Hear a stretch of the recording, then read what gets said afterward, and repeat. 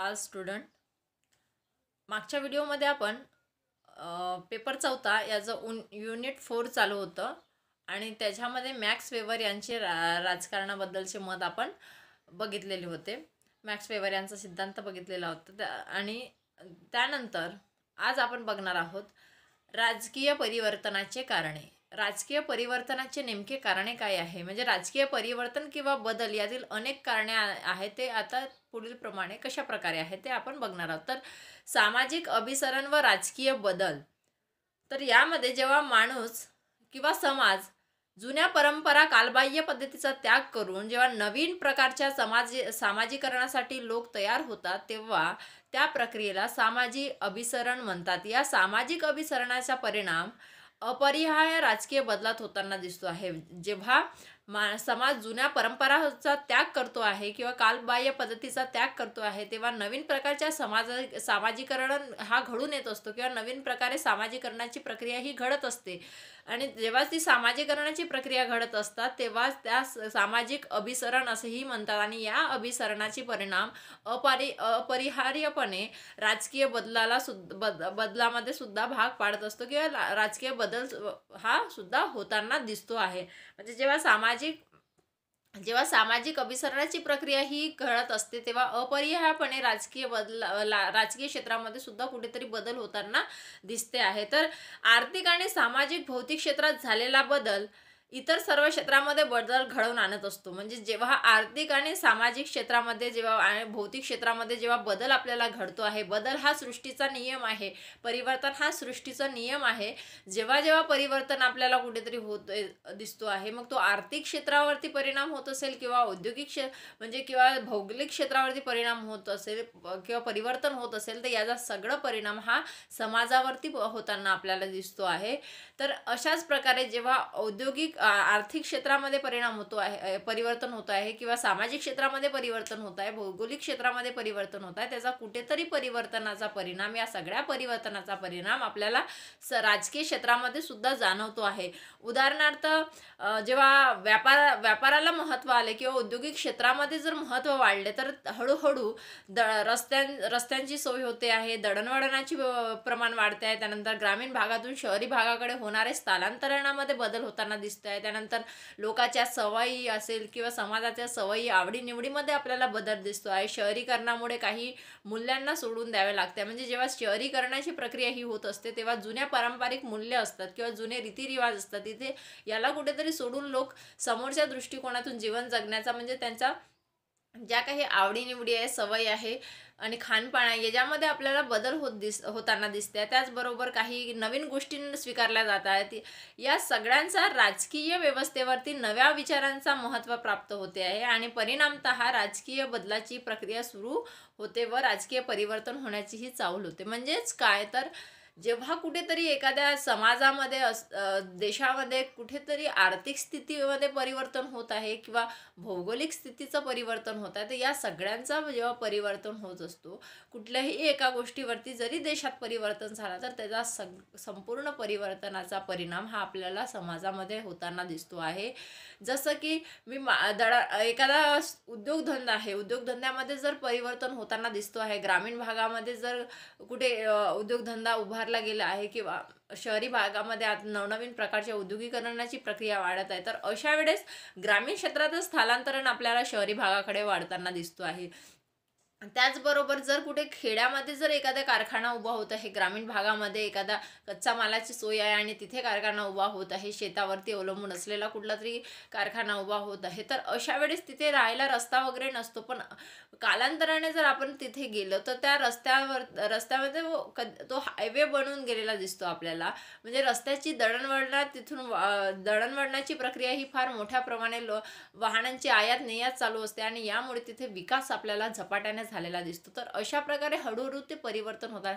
औद्योगिकरणाचा परिवर्तन समाजावरती होत आहे, समाजातील अनेक घटकावरती होत आहे.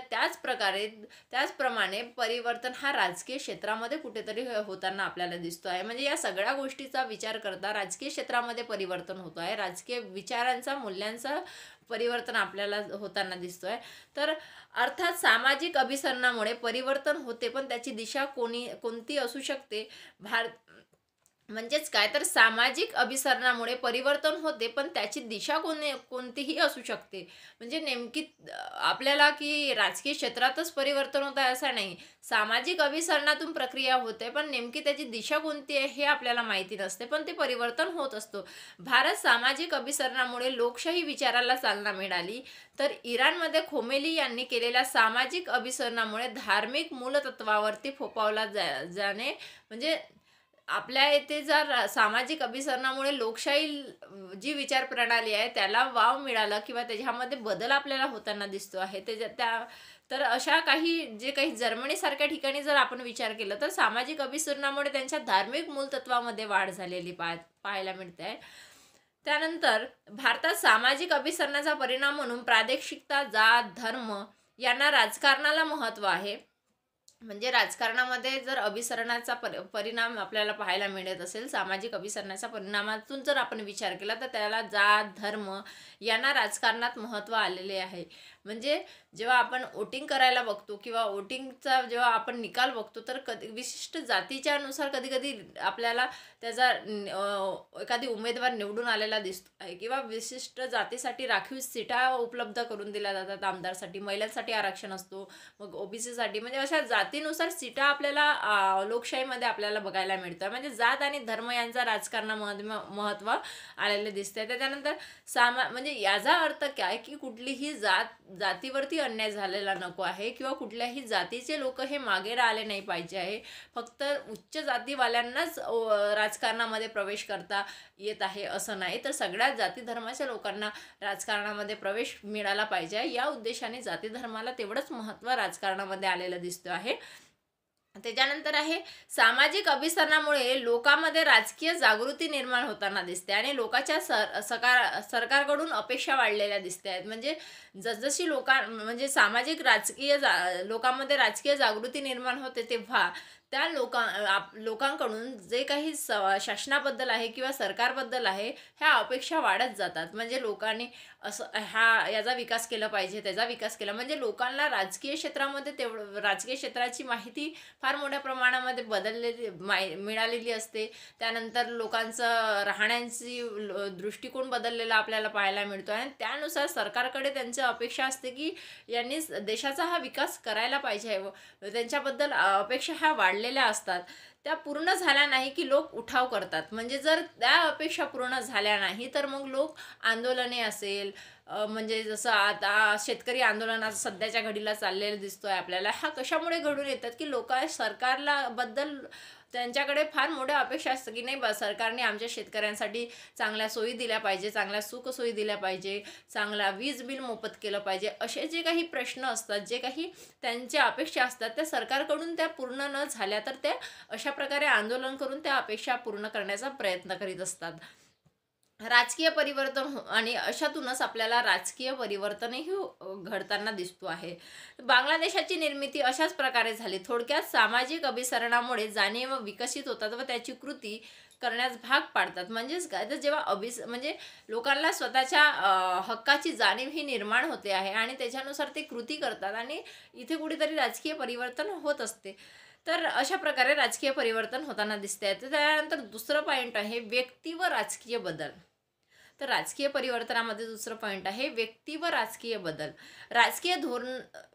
व्यक्ती आणि राजकीय धोरणामध्ये नेमकं कशा प्रकारे बदल आहे तर राजकीय धोरण सत्ताधीशांचा गट ठरवत असतो आणि प्रत्यक्षात मोठ्या प्रमाणात त्या धोरणाची प्रेरणा व्यक्तीच असतो आणि व्यक्ती बदल झाला की धोरणातही बदल होत असते.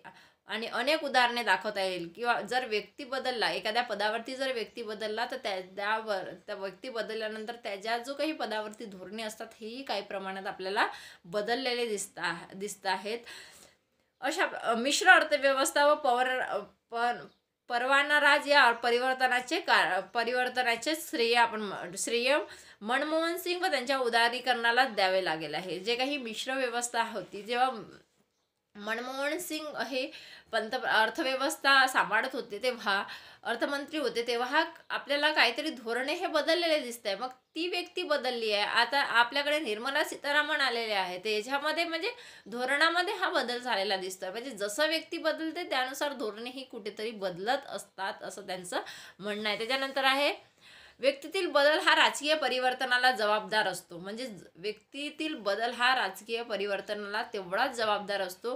कोणता व्यक्ती जर पदावरती येत असेल तर कोणी चांगलं काम करतो, कोणी देशाच्या हितांचे काम करतो, तर कोणी भ्रष्टाचारयुक्त काम करतो. हा व्यक्तीमधला फरक असतो. म्हणूनच व्यक्ती जर परिवर्तन होत असेल, जसं आज फडणवीस माजी मुख्यमंत्री होते, महाराष्ट्राचे माजी मुख्यमंत्री आहे, आज उद्धव ठाकरे आहे, तर हे व्यक्ती बदललेले आहेत. तर या बदलल्यामध्ये आपल्याला बघायचं की याच्यातून किती परिवर्तन झालेलं आहे. म्हणजे व्यक्ती बदलल्यामुळे समाजामध्ये किती परिवर्तन होत आहे किंवा महाराष्ट्राचा किती परिवर्तन झालेलं आहे, तर हे अभ्यासल्यानंतर कळते आहे. तर याच्यामुळे सुद्धा व्यक्ती बदल झाले की परिवर्तन होताना दिसतो आहे. तर त्याच्यानंतर आहे विचार प्रणाली व राजकीय परिवर्तन. राजकारणात विचारसरणीला अतिशय महत्त्व असतो आणि साम्यवाद, उदारमतवाद, त्याच्यानं नाझीवाद, फॅन्सीवाद इत्यादी विचारसरणीचे अनेक राजकीय व्यवस्थेत मूलभूत स्वरूपाचे परिवर्तन झालेले आपले दिसते आहे. भारतात मिश्र अर्थव्यवस्थाचे उदारीकरण आहे, याचे राजकीय परिणाम दिसण्यास सुरुवात झालेली आहे. सत्ताधारी पक्ष विचारसरणीमुळे स्थिरावलेली असतात, तसाच सत्ताभ्रष्ट देखील होतो. त्याच्यानंतर व्यक्तिवाद, जनतेचे सर्वसंमत्व मांडणारा लोकशाहीचा विचार, यामुळे अधिकारी कायमस्वरूपात समाप्त होण्याच्या दिशेने जगाची वाटचाल सुरू असते. म्हणजेच काय, तर विचारप्रणाली आणि राजकीय परिवर्तन. जर लोकांचे विचारप्रणालीमध्ये कुठेतरी बदल होताना दिसते आहे, नाझीवाद आहे, साम्यवाद आहे, असे जे काही वाद निर्माण होत होते आधी, तर अशा जे काही हे कशा होतात की लोकांची ही विचार करण्याची पद्धत बदलली असते किंवा लोकांची विचारप्रणाली ही बदललेली असते. आधी लोकांना राजकारणाबद्दल फार काही माहिती नव्हते. असे अनेक लोक आहे की राजकारणामध्ये नाही, शहाण्या माणसाने राजकारणात जाऊ नये, अशा काही लोकांचं मत आहे. तर हे आणि काही लोकांना राजकारण खूप आवडतं. तर अशा वेळेस ज्यांच्या विचारसरणीनुसार ते राजकारणावरती परिवर्तन होताना आपल्याला दिसतंय. म्हणजे त्यांची मार्क्स वेबर यांचं मत आपण राजकारणाबद्दल बघितलं, तर त्यांनी त्यांच्या मतानुसार राजकारणाचं मत मांडलेला दिसतोय. त्याच्यातून लोकांनी अभ्यासले असेल तर त्याच्यामध्ये काही परिवर्तन होताना दिसतं. तर अशा प्रकारे विचारसरणीच्या माध्यमातून सुद्धा परिवर्तन हा होत असतो. त्याच्यानंतर आहे संस्था व राजकीय बदल. संस्था व राजकीय बदल सुद्धा कारणीभूत असतात राजकीय क्षेत्राला मध्ये परिवर्तन होत असताना. राजकीय पक्ष असेल, दबाव गट असेल, राजकीय परिवर्तन करीत असतात. न्यायपालिकेचे काही निर्णय व्यापक राजकीय परिवर्तनाला कारणीभूत होतात. उदाहरणार्थ, शहानोबा खटल्यातील न्यायपालिकेच्या निर्णयामुळे भारतीय राजकारणात बदल झाला होता. आता सर्वसामान्य आहे. म्हणजे जेव्हा एक शहानोबा खटला होता, ते महानगरपालिकेमध्ये त्या नियमाप्रमाणे भारतीय राजकारणात थोड्या वेळेसाठी बदल करण्यात आला होता. आता सर्वसामान्य. सत्तेच्या विकेंद्रीकरणासाठी अनेक संस्थांची निर्मिती होते. उदाहरणार्थ, पंचायत राज व्यवस्था आहे, स्थानिक स्वराज्य व्यवस्था आहे. संस्थांमुळे सत्तेचे विकेंद्रीकरण होताना दिसते. त्यानंतर सत्तेत स्पर्धा होतो. त्याच्यानंतर न्यूनगंड समाप्त होतो. सामान्य नागरिक निर्णय प्रक्रियेमध्ये सहभागी होतो. त्यांच्या राजकीय अपेक्षा वाढतात व त्याबद्दल राजकीय परिवर्तनाला सहाय्यभूत ठरत असतात.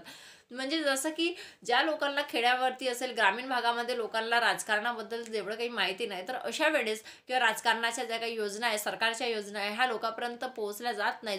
जोपर्यंत लोकांकडे शासनाच्या योजना पोहोचणार नाही, जोपर्यंत शासन लोकांसाठी काय करतो आहे हे लोकांना माहीत होणार नाही, तोपर्यंत राजकीय क्षेत्रामध्ये काय चाललेलं आहे, कसं चाललं आहे हे लोकांना कळणार नाही. तर अशा वेळेस जे काही संस्था आहेत, ह्या संस्था ते कार्य करत असतात. तर त्यामध्ये आपण म्हणू की स्थानिक स्वराज्य संस्था आहे, पंचायत राज आहे, जे ग्रामीण क्षेत्रामध्ये पंचायत व्यवस्था सांभाळत असतात. त्या पंचायतीच्या माध्यमातून योजना हे ग्रामीण भागामध्ये पोहोचवल्या जातोय. तर अशा वेळेस त्या संस्था हा राजकीय क्षेत्रामध्ये परिवर्तन घडवून आणण्याचा काम करीत असतात. तर अशा प्रकारे जे काही संस्था असतात त्या राजकीय क्षेत्रामध्ये परिवर्तन घडवून आणत असतात. तर अशा प्रकारे राजकीय क्षेत्रावरती परिणाम होताना म्हणजे परिवर्तनाचे कारणे किंवा परिवर्तनास आवश्यक असणारे घटक हे इथे आपल्याला स्पष्ट झालेले आहे. त्यानंतर उद्याच्या भागामध्ये आपण विल्फ्रेड पॅरोट यांचा राजकीय मार्क्सवादी सिद्धांतावरती विल्फ्रेड पॅरोट यांचा अभिजन सिद्धांत आपण बघणार आहोत. तर उद्याच्या भागामध्ये हा अभिजन सिद्धांत बघूया.